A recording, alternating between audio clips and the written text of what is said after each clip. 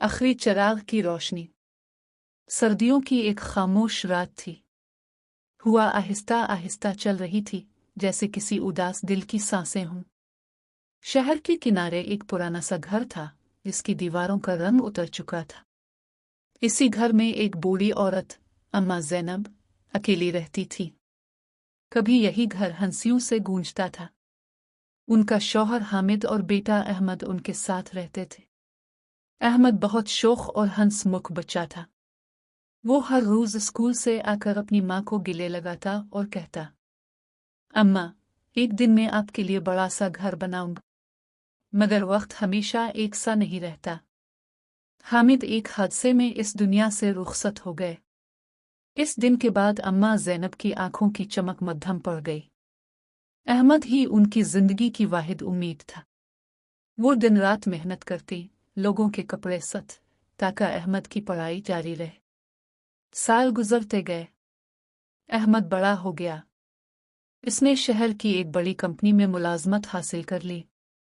इस दिन अम्मा ज़ैनब की आंखों में खुशी के आंसू थे। मेरा बेटा कामयाब हो गया, वो बार बार खुद से कहती रही। मगर कामयाबी कभी कभी फासले भी ले आती है। अहमद को दूसरे शहर मुंतकिल होना पड़ा। इसने वादा किया, अम्मा, मैं हर महीने आऊंगा। आपको अकेला नहीं छोड़ूंगा। शुरू में वो वाकई आता रहा। तोहफे लाता, 2 दिन रहता, फिर चला जाता। मगर आहिस्ता आहिस्ता इसकी आमद कम होने लगी। फ़ोन कॉल्स भी मुख्तसर हो गई। अम्मा ज़ैनब हर शाम दरवाजे के पास बैठ जाती। उन्हें लगता शायद आज अहमद अचानक आ जाएगा। वो दरवाजे के पास एक छोटा सा चिराग जलात। ये चिराग मेरे बेटे के लिए है, ताकि उसे घर का रास्ता कभी ना भूले, वो खुद से कहती। महल्ले वाले अक्सर कहते, खाला, अहमद अब बड़ा आदमी बन गया है, इससे फुर्सत कहाँ। अम्मा मुस्करा देती, मगर उनके दिल में एक खालीपन बढ़ता जाता। एक दिन सर्दी बहुत ज्यादा थी। बारिश हो रही थी। अम्मा ज़ैनब कमजोर हो चुकी थी। कई दिन से बुखार में मुब्तला थी, मगर डॉक्टर के पास जाने के पैसे नहीं थे। उन्होंने अहमद को फ़ोन किया, मगर फ़ोन बंद था। उन्होंने दरवाजे के पास चिराग जलाया और आहिस्ता आहिस्ता चारपाई पर लेट गई। रात गहरी होती गई। रात गहरी होती गई। इसी रात अहमद अपने दफ्तर में बैठा था।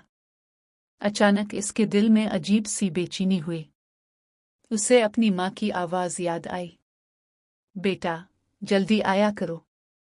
इसने फौरन फ़ोन मिलाया, मगर किसी ने जवाब ना दिया। दिल की धड़कन तेज हो गई। इसने गाड़ी निकाली और बारिश में ही सफ़र शुरू कर दिया।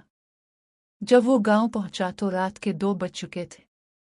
घर के बाहर वही छोटा सा चिराग जल रहा था, जो हवा में कांप रहा था। अहमद के कदम लड़खड़ा गए। वो दौड़कर अंदर दाखिल हुआ। अम्मा, इसकी आवाज़ दीवारों से टकराकर वापस आई। अम्मा ज़ैनब चारपाई पर लेटी थी। उनकी आंखें बंद थीं। चेहरे पर अजीब सी सुकून भरी मुस्कुराहट थी। अहमद उनके कदमों में बैठ गया। अम्मा, मैं आ गया हूँ। देखें, मैं आ गया। मगर अब सुनने वाला कोई ना था। चिराग की लो हल्की होती जा रही थी। अहमद को याद आया वो दिन जब वो छोटा था और डर के मारे अपनी माँ के पास भागकर आता था। वो उसे सीने से लगाकर कहती थी, मैं हूं ना, मेरा बेटा कभी अकेला नहीं होगा। आज वो खुद अकेला रह गया था। इसने घर के हर कोने को देखा। दीवार पर उसकी बचपन की तस्वीर लगी थी। एक संदूक में उसके पुराने खिलौने संभाल कर रखे थे, और दरवाजे के पास वो चिराग, जो आज भी जल रहा था। महल्ले वालों ने बताया, खाला हर रात ये चिराग जलाती थी। कहती थी मेरा बेटा आएगा।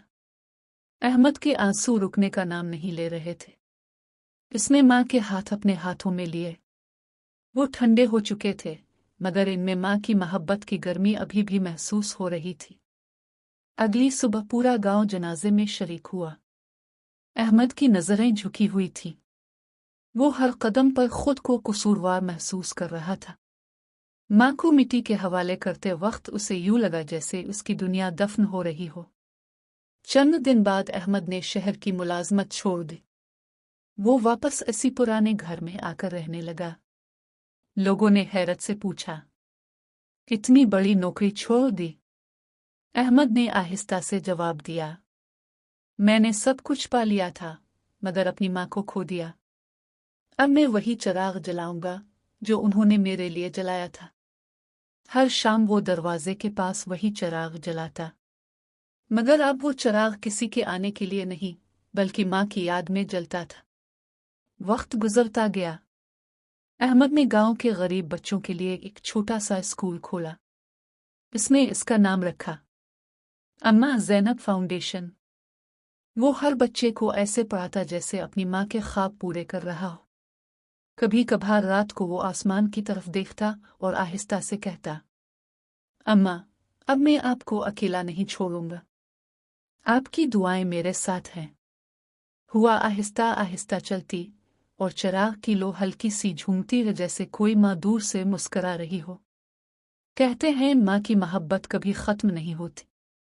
वो चिराग की तरह होती है, चाहे अंधेरी रात हो या तूफान, वो जलती रहती है। बस हमें उसकी रोशनी की कदर करना सीखना होता है। और अहमद ने देर से सही मगर ये सबक सीख लिया था।